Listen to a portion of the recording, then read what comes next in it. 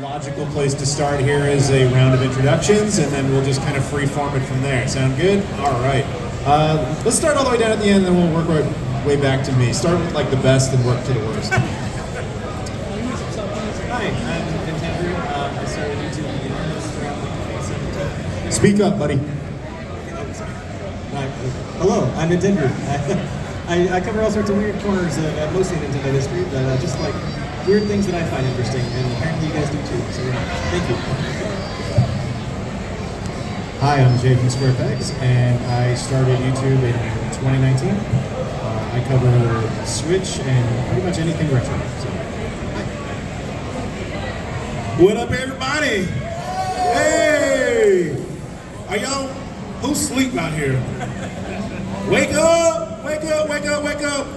Columbus, Ohio! Hey! What is up? This is Mr. Wright Way. How y'all doing? Thank you for inviting me to your beautiful city once again.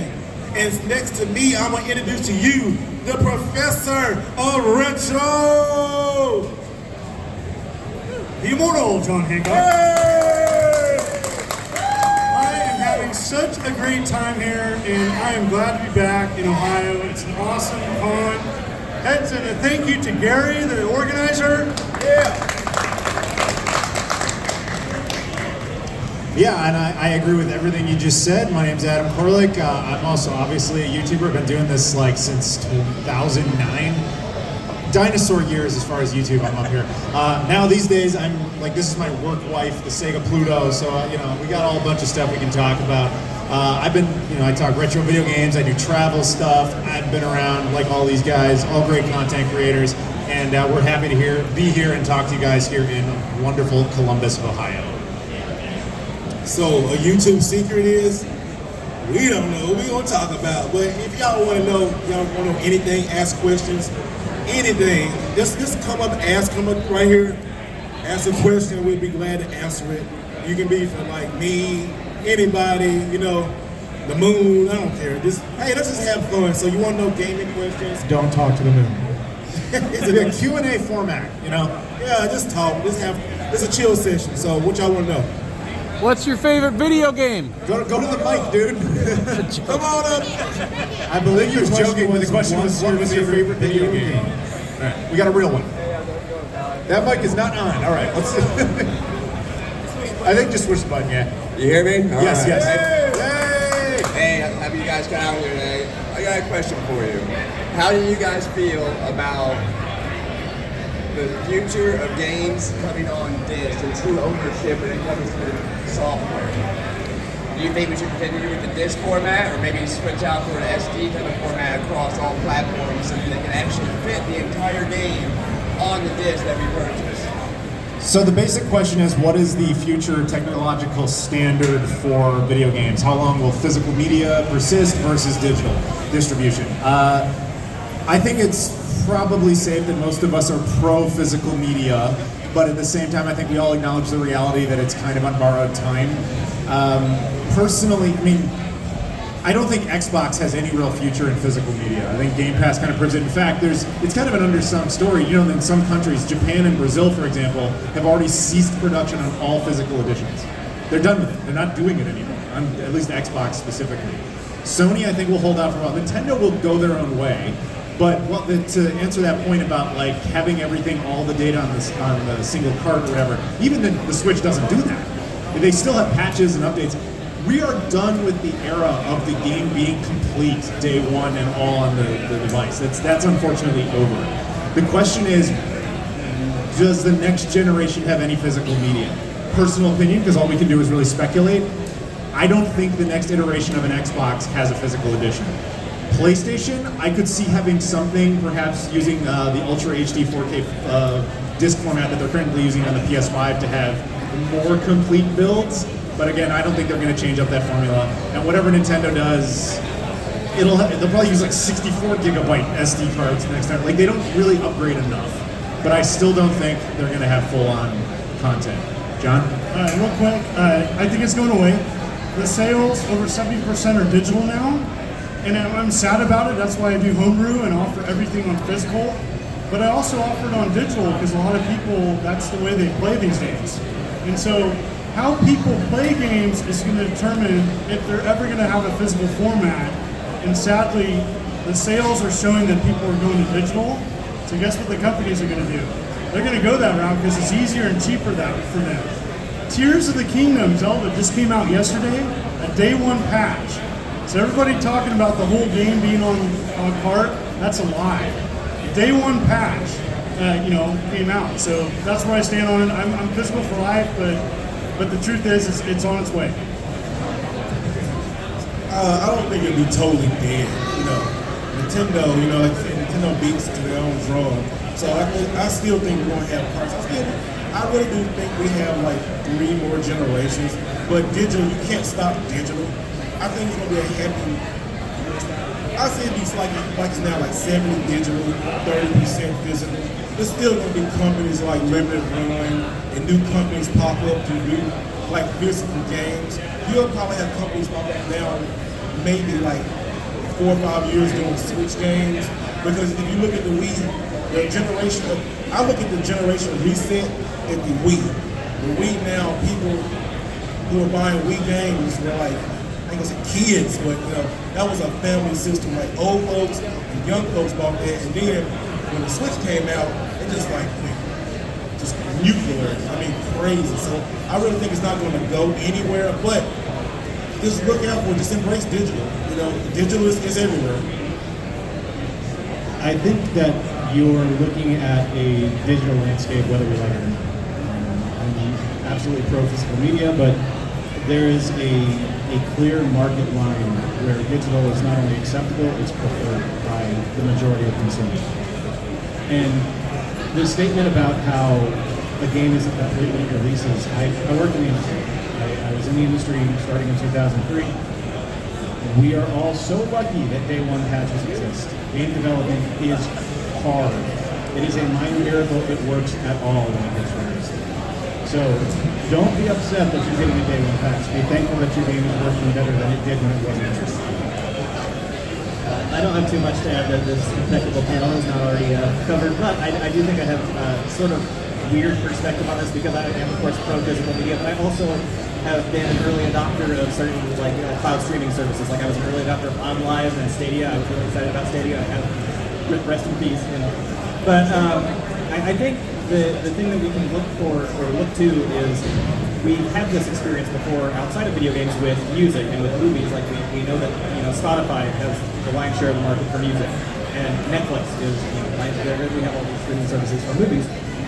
But the demand for physical media is still there. Like there's a renaissance really of vinyl collectors out there, and I think as long as there are shows like this, there will be physical media for those who want to collect it. I think it definitely will.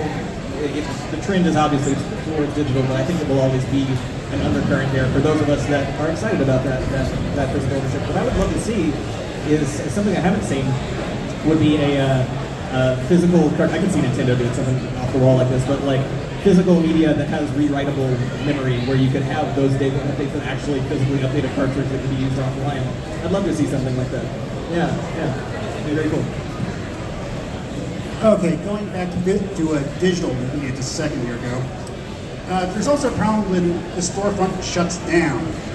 Like we just had happen with the Wii U and the 3DS.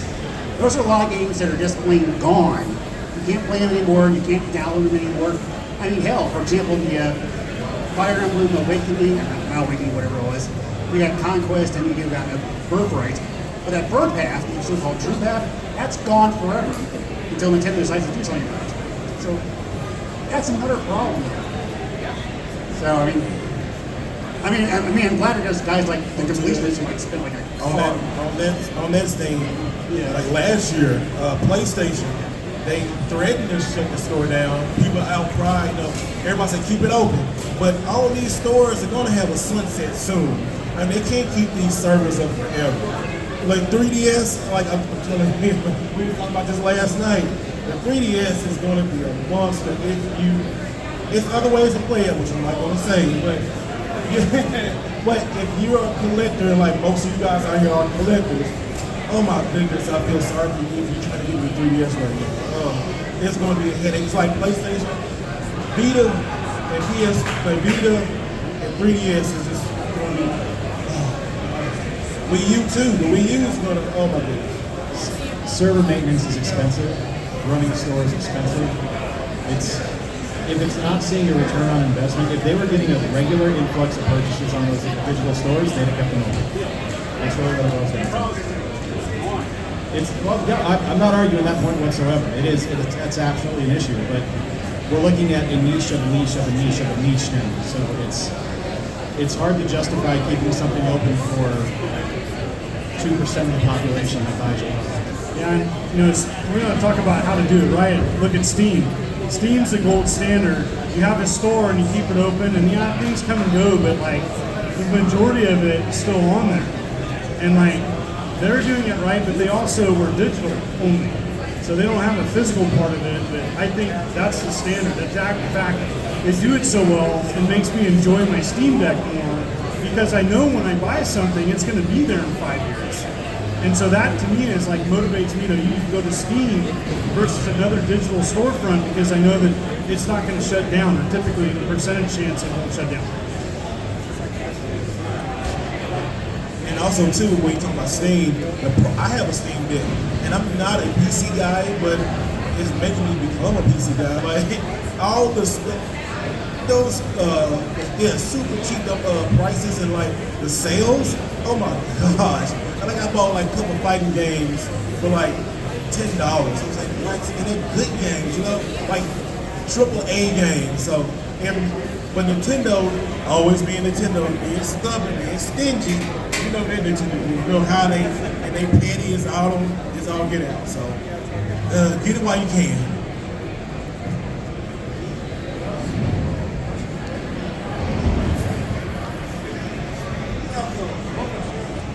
Good afternoon, gamers. Coming up at 3:30 is Stand by. Smash Brothers Ultimate Nintendo Switch Tournament. Back there, hosted by Game Arena and Beyond. Back in the northwest corner, close to the giant skee-ball machine. Once again, the Super Smash Brothers Ultimate Tournament, Nintendo Switch, is going to be at 3:30, so go over and get signed up. And his name is John Cena. I was just curious what your guys' favorite gaming channel to watch is. That's a great question. Is it terrible if we all say our own? Yes. Like I expect that. self-representation? No, I don't know. The truth is, I don't watch a whole lot of other ones, just because like I almost look at it to escapism to watch other things. Because it's like you have to understand, like we do this as a job, essentially. So like we enjoy the material, but like it's if you work at Target, you don't watch videos about Target. You know what I mean? Like it's I don't know. I kind of watch like everybody up here and then some, but I look at it more like these aren't other YouTubers, these are my buddies. You know what I mean? If that makes any sense. I actually watch a lot of other channels. I don't have a favorite, but I watch everything from like Video Game Historian. My Life in Gaming has got like a really nice, clean presentation. Happy Console Gamer up in Canada. Everything Metal Jesus Rocks, Radical Reggie, these gentlemen up here. I watch them, but I don't have a favorite. But I look at other channels to get ideas and in either production values. Mr. Wright Way has got nice production values, but like or weird stuff to cover. I get inspired by maybe trying something different. Something I struggle with is getting in a rut. Like I get used to doing my stuff, and sometimes I like to break out and try other things. I really don't watch. I watch everybody, but I don't have a favorite. I would take inspiration from most everybody up here. Like everybody up here has really good production value. Like going down to Nintendrew has really good he's a really good host. He really talks to him. He knows he got good camera presence. Jay right here really make you feel like he's talking like having a beer, having a drink with him. Just talking right in the camera, really good. The professor over here, my buddy, so freaking knowledgeable. I'm telling you, like an encyclopedia on everything. And I'm gonna mess with him. Halfway competitive too. Don't try to collect the same thing he's collecting at the same time, because he will I'm gonna get it for you. But it's fun. Yeah, or send you a picture like, you get this? I got it for like $2. Like, get out of here. And then Adam got like a lot of old school doing stuff. He's like really knowledgeable. So like everybody up here has really, really good stuff, and you're gonna learn from it. And these guys are like amazing. I'll echo what everyone said. I don't really have favorites. There's a lot of channels I watch, but for me, the most I get out of it is watching people and the way they film or the way they edit. The way they light their shots is a huge inspiration for me. It's stuff that I try to act and put into my videos all the time, just because lighting and audio is so important that you're going to find that from a lot of game channels. It's really good, but there's so many other channels as well. Like a lot of cooking channels, lots of travel vlogging and stuff like that. You can find inspiration from all kinds of places. I'll reflect the same idea. Like honestly, I don't watch all that much gaming content on YouTube anymore. That's usually my escapism is I'll watch like vlog channels or like more recently there's I'm sure if you look up just duck channel on YouTube you'll see this channel I've been watching that's like blown up this past week. It's just this guy who walks around with his duck, which is fantastic. I love that. Like feel good content. But as far as like inspiration, it was definitely the Metal Jesus crew, including John Hancock here and John Riggs and that whole group up in Washington. And but as far as like currently my guilty pleasure for gaming content would probably be more over on Twitch. I like to watch GTA 5 roleplay streams. I feel like that's a fun kind of niche to get lost in. Come on up.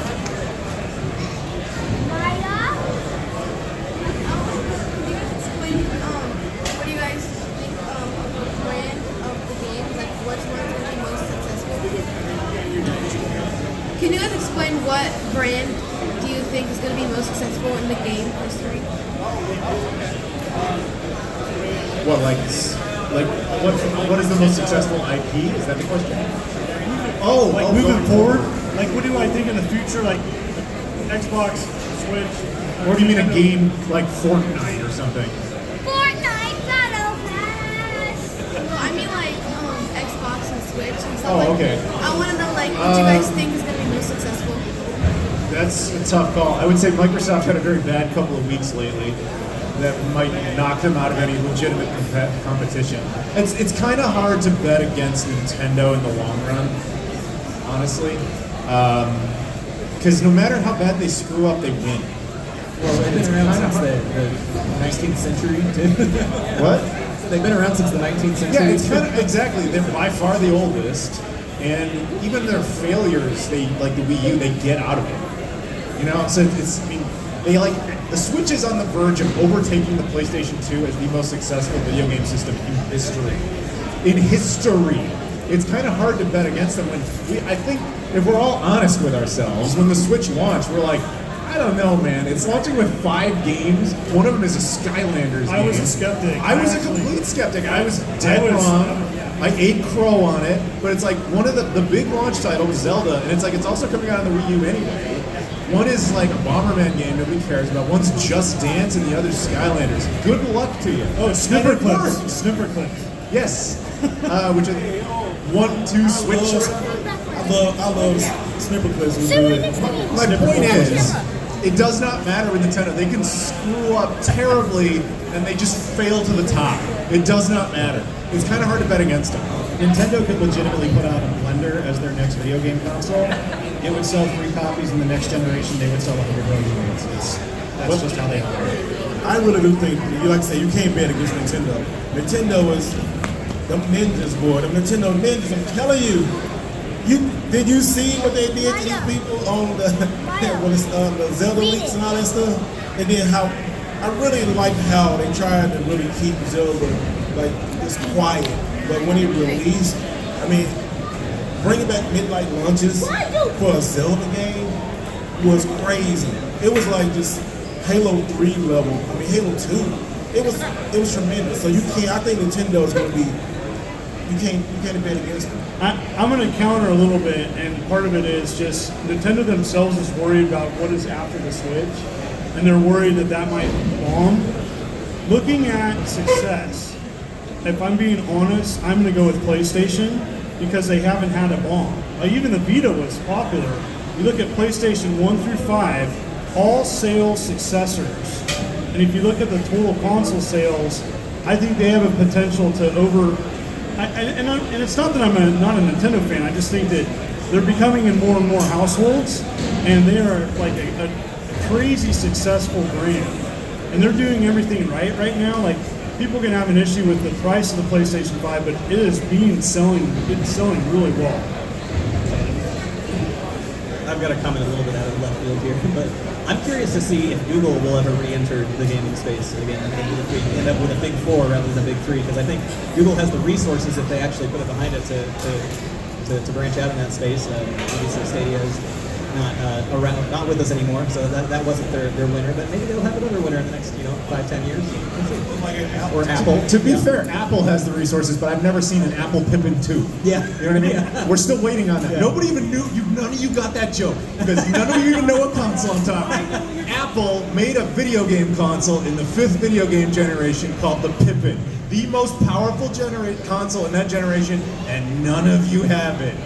I have it. Yeah, like, we do, we're nerds. I'm Japanese, come on. Wow, none of you get it. Okay, I'm sorry. It's just such an obscure machine. That's like 10 games. My dad would. I wouldn't. If anybody's got another question, feel free, just wander on up. What's your guys' opinion on the current rise of portable PC handheld games? Like, if you talked about the Steam Deck, you've got the Ion Neo. I just pre-ordered and I'm waiting for the AYN Loki. What's your current opinion on this? How successful do you think those will be in the gaming market? Thank Nintendo. Yeah, I gotta agree with exactly that line. Yeah, well, that's of course. Thank the Switch, because this is history. All right, let's go back to the Game Boy. Right, everybody always said this is a Nintendo killer. Game Boy. What tried to kill a Game Boy? Game Gear, TurboGrafx Express, Lynx. Didn't do it. Okay, come the Wii. Oh, this is gonna be a Wii killer. Look at Kinect. Kinect is boom, dead. Look at PlayStation Move, dead. Okay, the only thing that kind of it never's a killer. It's always like a side piece or something on the menu different. Like, look at everybody saw the Steam Deck come out, right? Look at this thing, it's gonna be a Switch killer. No, Switch is killing the game. They can come out, but they're not going to. Nintendo's sitting on the throne. Nobody's going to knock them off right now. I'm telling you, because Nintendo innovates everybody's copies. That's just my opinion. Unless it was a GameCube and they kind of copied it. Anyways, I think the big issue with some of these PC clones is the price. What, it's like $700? Yeah, I paid like close to $800. Okay, so with that price point, Nintendo's fine. But I think what you're seeing though is less PC gamers having a tower to play, and they're playing like more and more Steam games are now Steam compatible because they have to be, because people want to play it on that. So what you're going to start seeing maybe is on the PC side more dedicated hardware requirements to play on certain handhelds. But I think it's great. Competition's good. Those devices are going to make whatever Nintendo does in the future great. And I think that we're going to see more and more of them come out on the PC side. So it's a good thing. It's a good thing for everybody. Also, that I appreciate that it's at least it's making it more accessible for more people to be able to play these PC games that would have been locked before to someone who can invest into a big gaming rig. You know, it's nice that there is a more entry level option for that now. It is still a little Pricey? Yeah, it's a little lofty, but I think as we see more competition in that space, it's only going to be good for the industry, especially because we'll have that kind of drive or that impetus for the developers to create interfaces that are seamlessly integrated with controllers that everybody has already at home, or the physical hardware for things like the Steam Deck. It's better for consumers, I think, overall. All right, well, thank you for coming, I guess. Anybody else? Just walk on up. Just walk on up. We got two. We'll do one and then the other. Whoever wants to go first. You're next, buddy. Amateur YouTube reader myself, kind of started out. I guess my question is, how do you overcome a creative block? To keep making content. Press record.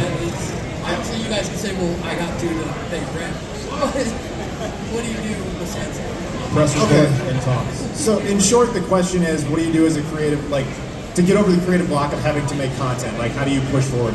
I can't speak for everyone up here, I can only speak for myself, but probably as a generalization, you kind of know you have to do it, so you find something to inspire you to actually do it. So in my case, what works for me is looking at the calendar and being like, okay, I have a video, it has to come out on that day, it has to come out on that day, so let's find something to do. The easiest ones for me is like at the end of every month, I have a pickups video. Great, that's a week filled. I know I'm gonna have a podcast come out like at a specific point. Great, that's a week filled. So the rest of the time, you just have to find something else. I am, much like this guy, I have tons of stuff in my place, all of which could have a video. Great, go find something, find its story, tell it. People also, when this happens to you, you've been there for long enough, people send you stuff to review. You don't have to, but maybe you're like, actually I am excited about reviewing an Atari 7800 flash card. I don't care that nobody's gonna watch it, I wanna make it.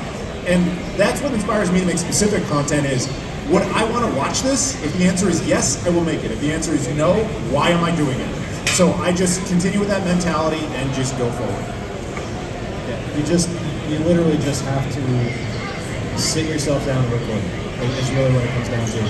Not every, and understand not every video is going to be a smash hit. You know, you have to accept some losses with the wins, but try to make at least every video memorable. You know, learn from each one that you do, whether it's through your editing techniques or the content you're covering or feedback from your comments from your viewers. You know, learn from everything you do to better yourself as you go. So I have a list of 25 videos on deck all the time. And then if I want to do something else, I push those aside and then do a video that I want to do. I never try to force a video. I've slept. I wanted to do a video, but I just couldn't get it together in front of the camera, and I went to bed. So try not to force a video. If it feels forced, it's going to come across forced. And if you don't have to do it, wait a day, or maybe think about it. Like, I just do it part-time, so like I don't live on it, so like I can delay a video if I have to, but I have so much, like Adam was saying, we have so much content I want to cover, it's like I'm in a kind of a unique position. My advice is, when you start out, just do it for fun, don't take it so serious. When you get a creative block, oh yeah, just chill out, go do something, go play a game, sleep. Get something to eat, you know, call somebody. Just don't take, I never say take it too serious because when you push a video, you are starting like a business. But don't take it too serious where it messes with your mental health. Protecting your mental health is the #1 priority. Like, it's on anything. You gotta block comments and you like, just protect your mental health, man. Just don't be so serious, like I gotta, and also too, don't look at somebody else's channel like I want to be like them. Just be like you. The people will come, they will find you. Just be you. And also too, being you takes time. I'm still learning how to be me, being comfortable being me on camera. So just don't sweat it, man. You got it. I would say something for myself that's been really important for creative blocks is accountability and just being able to sort of foster a community of like-minded creators that you can engage with and have ideas to toss back and forth. So like, even just on this trip, I've been had a conversation with you guys about like different concepts for the channel and stuff like that. And being able to get that out of your head and into somebody else's mind kind of helps to give you motivation, I think, to, or at least for myself, to know that other people are looking forward to that sort of thing, or you know, might follow up and say, like, hey, how did that go? You know? And so I think having friends that are doing the same sort of thing can be important too. This won't necessarily motivate you, but I will say that one thing you need to understand is do not take negative comments too seriously. You will get them. It is best to just roll your eyes and move on with your day. Because if you get a negative comment and that shuts down your day, you're not built for this. You have to just genuinely not care. You have to, like, yeah, whatever, and just move on with your day, and then you'll be fine. Thick skin. People are going to say things because they're not accountable online that they would never say to you in person. And it's because they got their own issues in their life and they want to take it out on someone else. So just avoid that stuff and you be you. Now, that's different than constructive criticism. Someone they're trying to help you, like your audio's crackling on, you know, the third minute, or oh, you got a blank spot here or something. That's not being mean. That's trying to help you be better at what content you make. So you got to separate those sometimes too. Hey, about the comments. If somebody says something really mean, just hit the comment, and usually your audience will take care of them. I do it all. Now me, I can be like Nintendo. I can be a little petty sometimes. I'll say something snarky, and then I'll pin the comment, and I'll wait for them to like respond. Because if they like it, then I go and then I'll block them, and then they can't do nothing. They be so mad. Well, I did that to somebody one time. He found my second Instagram just to like cuss me out. I like, I got him. So yeah, don't take it so seriously. Just leave. They're not gonna do anything. They're just little children. You want? Hey, young man, you have something? Then you want to say something? Come on up. Come on up. Come on up, young man. What do you want to know? What game do you guys think is gonna be better in the future?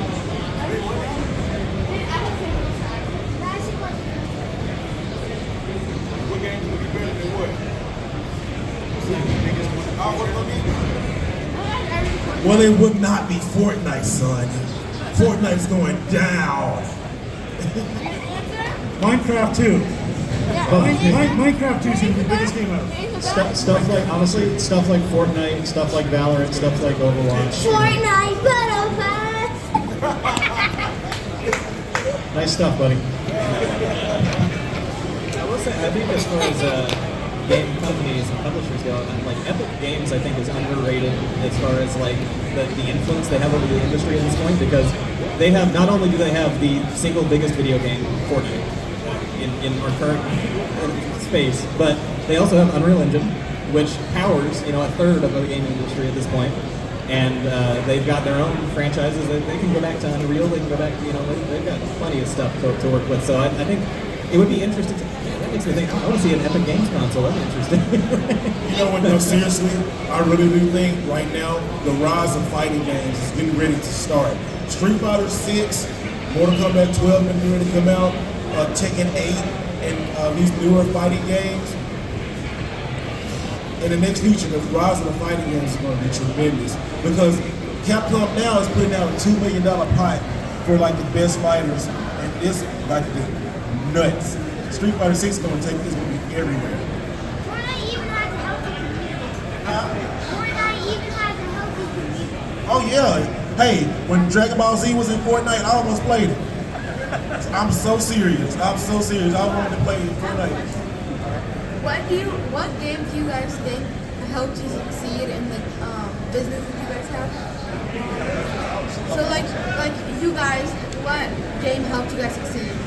Like what brand? What game or brand helped us succeed? I guess I would have to say the Shenmue franchise gave me a career, which is kind of bizarre. I fell backwards into loving my favorite game professionally. I'm kind of known as a Sega collector. I know Adam's a big Sega guy too, but I think for me, just Sega in general. And then collecting Sega is a passion of mine. In fact, tomorrow on my channel, I'm showcasing all my complete collection of Sega. So, the Sega is what gets me the most energy and joy. And it was my first console that I had earned with my own money, the Sega Genesis. And so that kind of put me on the map. Because there's more Nintendo collectors, there was less people doing Sega. And I mean, you can tell what I'm wearing is PlayStation. I mean, I absolutely love the PlayStation brand, and I love everything about PlayStation. Games, like I said, fighting games, RPGs, just stuff about. It's a cool story because I was a Nintendo guy, but when Nintendo turned it back on PlayStation, even PlayStation you know what? We're gonna show you. And hey, ever since the PlayStation 1, they've been showing you. I remember getting my first PlayStation 1 at Blockbuster Video, renting. You have to go to the store and rent a big old case of a game. And it had to be it cost a lot of money too back in the day, $30, $40, and you only get it for 3 days. It was really cool. Blockbuster, you had to go and rent it. You didn't own it, you had to rent it for 3 days, $40. But that's how I looked up the PlayStation. But my career, I guess, the PlayStation 3 has been really good for me on my channel. You know what now? Yeah, it's on YouTube. Go look it up. Yeah, they know what it is. There's one left. Yes, Yeah, I've been to it a few Thanks, times. I did yeah. videos on it actually. For me, Is everything for you, YouTube? Is everything for you, YouTube? Oh, makes everything for YouTube. I mean, we're YouTubers, so yeah. I mean, yeah, it just, hey, it's a YouTuber's video game. YouTuber's life, but we're not in it. I mean, for me, the brand for me is probably EA Sports. I work there, and I've turned that into talking about it on videos, and people seem to like it. So for me, it would be EA Sports. I don't think it would be a shock for me to say something for Nintendo, but I'm going to specifically say the Switch was definitely a big turning point for me because the first video that I had that really blew up was about testing the Switch as a VR platform. Before they ever did the VR Labo stuff, like I had a tablet VR headset and side-loaded some footage of Ocarina of Time 3D onto the Switch to see if it would be feasible for them to make a VR system out of the Switch. And then after that, then of course with Joy-Con drift issues, I have a video that just I honestly spent like an hour on it, and it may be I think it's my most viewed video on how to fix Joy-Con drift with just like a Q-tip and some alcohol. You know? Those are two that have definitely propelled my channel forward. So the Switch would be. I have one more question. You talk too much. Was there anybody that helped you to like grow your inventory and sell more things to be successful? Like to grow your channel or something? Honestly, no. I just kind of started making stuff, and then people watched it for some reason, and I just kept going. I mean, you eventually do collabs, and you meet people, and everybody kind of helps each other out, but like, yeah, no, I never had anybody like, I'm going to build a career for you. It doesn't quite work that way. People can give you little boosts, sure, but yeah, maybe you disagree, but yeah, that's what happened with me. My journey was different. So like, I had Paint 3D1 show my game collection before I was even a YouTuber. And Happy Console Gamer, I was on his channel, but really it's Metal Jesus Rocks. I would say probably over half of my subs are probably from his channel. People would say, come up to me, and even today, hey, I remember when you were on Metal Jesus Rocks channel, and now then I see that you're doing videos, and then now I watch your stuff, and he still promotes my channels. Now, did he help me? Yeah, I think if I asked questions, he would give me advice, but I would be lying to say he didn't help me where my channel is now. I mean, it's huge thanks to him. With me, when I first started redoing YouTube, John had really helped me out a lot. We did some stuff and just getting my feedback, because I was like, okay, what do I do? What do I talk about? And then I just started finding myself, started doing other things, and you know, I had people help. It just, yeah, you got to do collabs. You can't really make it big unless you do have help, you know. And you got to ask for help. You got to do collabs and stuff. So. Yeah, I mean, for me it was John Riggs, John Hancock were probably the two big ones. But I think it's an interesting community we have where we're all connected in one way, shape, or form, either because we know each other or just through our love of video games. And if it's not directly helping, there's indirect help there too, because if John does a video on a subject that I'm interested in, I can follow that up a couple of weeks later, and we might get views off of each other based on that. So there's help to be had there. I will echo the Metal Jesus Rocks crew. John Riggs. John Riggs is an excellent friend. I also have I've got my YouTube collective group called Minus World, and our biggest member you all might know is Nathaniel Dandy, and he was a big supporter of my channel early on, so those are some people I have with me. Secondary shout out to John Riggs, who has a creator group and has helped me connect with Jay and helped me a lot with my channel of just like, and I can ask Jason, but sometimes I go to Riggs of like, because our channels are kind of somewhat close, and so we sometimes get the same products or the same ideas sometimes, and we bounce off some ideas sometimes. So I would not have made the drive out here if it went to Riggs. Like he was the one who put in the work for me. So.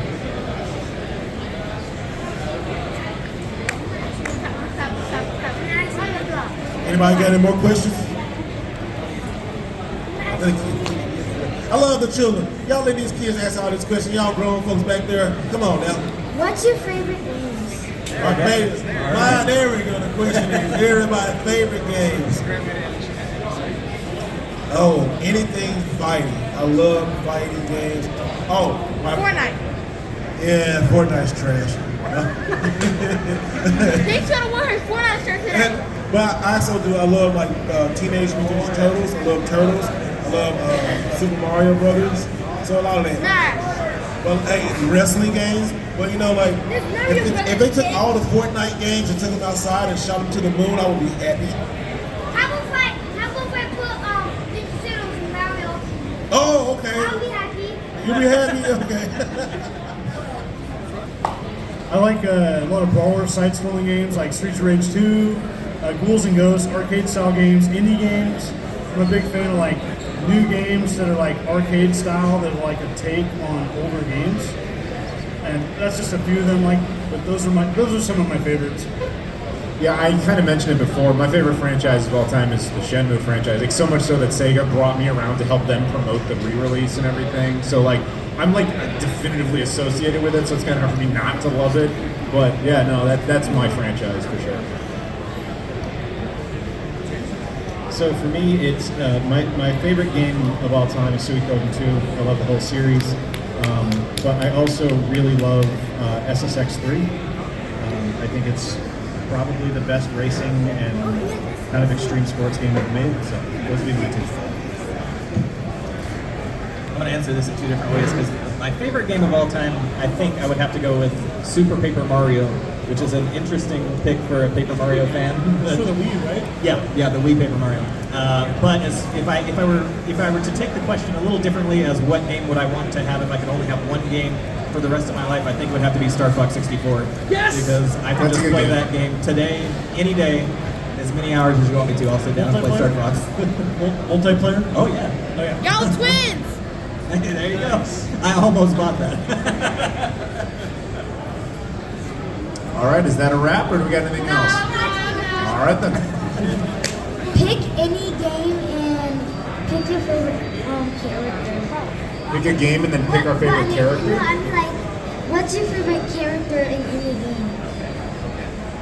Like our favorite video game character of all time. It's probably a tad cliche, but I might go with Sonic the Hedgehog. It's a little basic, but honestly, yeah, I think I might. I'd have to think about that. I usually think more about the game than the characters in it. So I got a couple. Arthur from Ghouls and Ghosts. And I'm kind of thinking Paul Phoenix, Tekken. Paul Phoenix. I always like to play Tekken 3. Played so much of that, Paul Phoenix, and oh yeah. I'm talking about Tekken. Like one of my favorite series in my top 5 is King on Tekken. I love King. And then in another fighting game, I love Ken.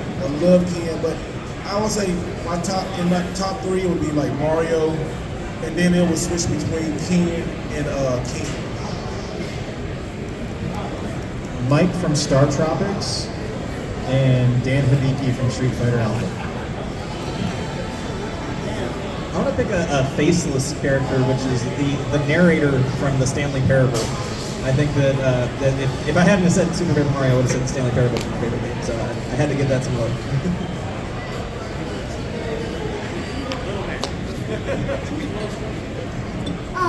What helped you guys get games for a collection?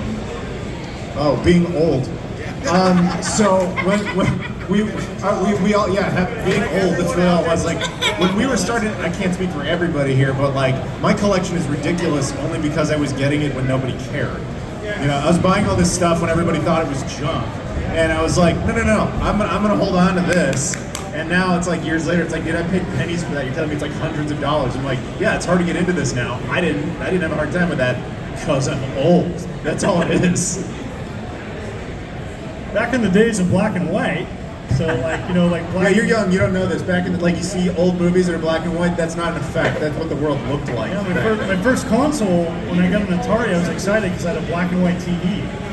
So like, what he says, I had $20 and I could go to a yard sale or a flea market and fill a bag full of games. And like they laugh at you and, oh, you want the Genesis sports games? Who wants those? Hey, being an adult and having a job. Because when you're an adult and you have a job, you gotta pay bills, but also you can buy games. Wait, are you guys famous on YouTube? Are we famous on YouTube? To varying degrees of success, yes. Honestly, it's budgeting. You've learned how to manage your money so you can buy the games you want to have. Whether it's like Adam and John were saying, in a situation where you're able to buy them at a time where no one cares. Like right now is a perfect time to be collecting for the Xbox One and the PS4 because prices are dirt cheap. But it's something where as you get older, you'll just understand that the money you have isn't infinite and you need to budget yourself responsibly so you can buy the trinkets that make you feel like a kid again. I'll piggyback on the budgeting comment too and say that I can probably count the number of items in my game room that I have bought for at market value or higher on one hand. Like I will always be looking to try to undercut market value, try to find a deal, try to haggle, try to, like look for those. Like, I mean, I will specifically look within pools of collections that I'm interested in, but find things that are missed or overlooked that might be worth something. And outside of that, I would say that a great place to do that is your local flea market. So that was where I built my collection. My local flea market in the town that I grew up in is where I got my NES, my Super Nintendo, 64, GameCube, and countless other consoles now at this point. So I think local flea markets and swap meets are a great place to do that. I think we have time for one last question. One last. You guys need a round of applause. No, we can do that on our own. No. Yeah. No, come on. Yeah,